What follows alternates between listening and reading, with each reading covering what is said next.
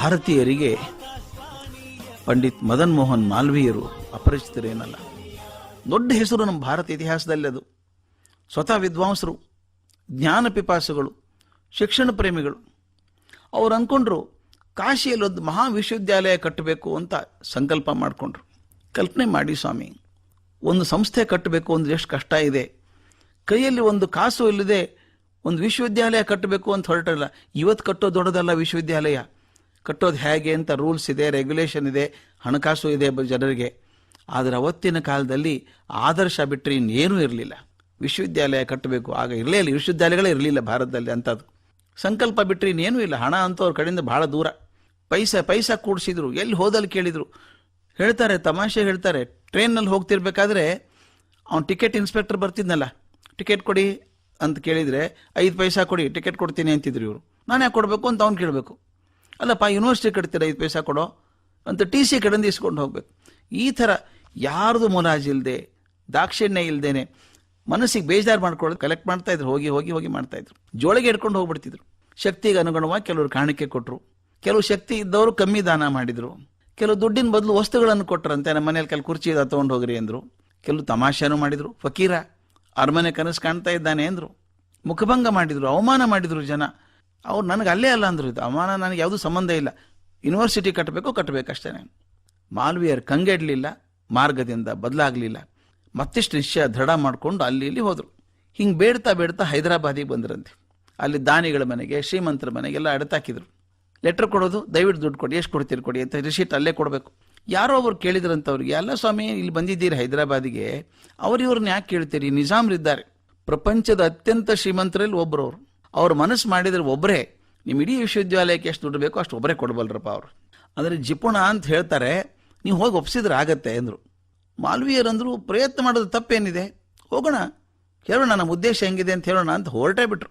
ಅರಮನೆಗೆ ಹೋದರೆ ಅವ್ರೇನು 3-4 ತಾಸು ಕಾಯಿಸ್ಬಿಟ್ರಲ್ಲಿ ಜನ ಭೇಟಿ ಮಾಡಿಸೋದಕ್ಕೆ ನಿಜಾಮರನ್ನ. ಕೊನೆಗೊಂದು ಅವಕಾಶ ಬಂತು, 5 ನಿಮಿಷ ಟೈಮು ಅಂತ ಹೇಳಿದರು. ಆಯಿತು, ಇವ್ರು ಹೋಗಿ ಹೇಳಿದ್ರಂತೆ, ನೋಡಿ ಸ್ವಾಮಿ, ನನಗೋಸ್ಕರ ಅಲ್ಲ, ನಮ್ಮ ದೇಶಕ್ಕೋಸ್ಕರ ಒಂದು ವಿಶ್ವವಿದ್ಯಾಲಯ ಆಗಬೇಕು, ಜ್ಞಾನ ಸೃಷ್ಟಿ ಆಗಬೇಕು, ನಮಗೆ ಅದಕ್ಕೋಸ್ಕರ ಮಾಡಬೇಕಾಗಿದೆ. ಶತಮಾನಗಳ ಕಾಲ ದಾರಿದೀಪ ಆಗುವಂಥ ವಿಶ್ವವಿದ್ಯಾಲಯ ಕಟ್ಟಬೇಕಂತಿದ್ದೀನಿ, ಧನ ಸಹಾಯ ಕೊಡಿ ಅಂತ ಕೇಳಿದರು.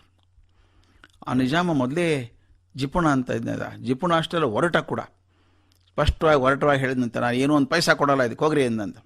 ಮತ್ತೆ ಒತ್ತಿ ಬಿಡಲ್ಲ, ಬಿಡಲ್ಲ, ಇವರು ಕೇಳ್ತಾನೆ ಇದ್ರು. ಅವನಿಗೆ ಭಾರಿ ಸಿಟ್ಟು ಬಂತಂತೆ, ಕೆಂಡ ಮಂಡಲಾದ, ನಿನಗೆ ನಾನು ಕಾಣಿಕೆ ಬೇಕಲ್ಲ ಯೂನಿವರ್ಸಿಟಿಗೆ ತಗೋಯ್ದನ ಅಂಥೇಳಿ ಎಡಗಾಲಿ ಹಾಕ್ಕೊಂಡಂಥ ಚಪ್ಪಲಿಗೆ ತೆಗೆದು ಬಿಸಾಕ್ಬಿಟ್ಟ. ಅವ್ರ ಕಡೆ ಎಡಗಾಲಿ ಹಾಕ್ಕೊಂಡು ಚಪ್ಪಲಿ ಬಿಸಾಕ್ಬಿಟ್ಟ. ಮಾಲ್ವೀಯರಿಗೆ ಒಂಚೂರು ಬೇಜಾರಿಲ್ರಿ. ಯಾವಾಗಲೂ ಉದಾತ್ತ ಮನುಷ್ಯರು ಹೆಂಗಿರ್ತಾರೆ, ಸ್ವಂತ ಕೆಲಸಕ್ಕೆ ಬಂದಿಲ್ಲ ಅವರು.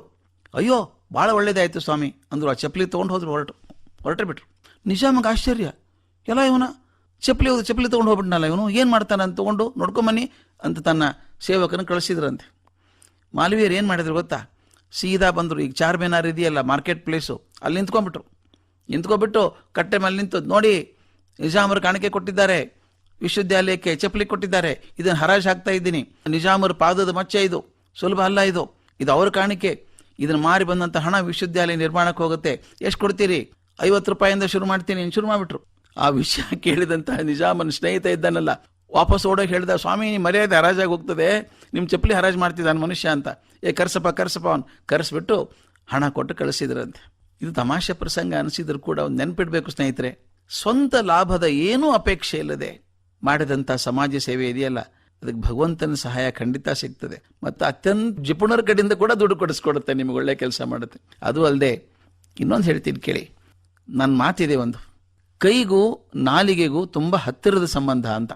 ಯಾವತ್ತು ಸ್ವಂತಕ್ಕೋಸ್ಕರ ಕೈ ಚಾಚುತ್ತೀರೋ ನಾಲಿಗೆ ಬಿದ್ದು ಹೋಗುತ್ತೆ, ಮಾತಾಡೋ ಶಕ್ತಿ ಕಳ್ಕೊಂಡ್ಬಿಡುತ್ತೆ ನಾಲಿಗೆ. ಅದಕ್ಕೆ ದಯವಿಟ್ಟು ನಿಮಗೋಸ್ಕರ ಕೇಳುವಾಗ ಕೈ ಮುಂದೆ ಹೋಗದಿರಲಿ, ಮತ್ತೊಬ್ಬರಿಗೋಸ್ಕರ ಕೇಳುವ ಕೈ ಹಿಂದೆ ಇರ್ಕೊಡೋದು, ಚಾಚಬೇಕು. ಸಾಧನೆಗೆ ಧೈರ್ಯ ಬರ್ತದೆ, ಅದರಿಂದ ಮಹಾ ಕಾರ್ಯ ಆಗೋಕ್ಕೆ ಸಾಧ್ಯ ಇದೆ. ಅದರಿಂದ ಮತ್ತೊಬ್ಬರಿಗೋಸ್ಕರ, ವ್ಯವಸ್ಥೆಗೋಸ್ಕರ, ದೇಶಕ್ಕೋಸ್ಕರ ಬೇಡುವಾಗ ನಾಚಿಕೆ ಒಂಚೂರು ಬೇಕಾಗಿಲ್ಲ.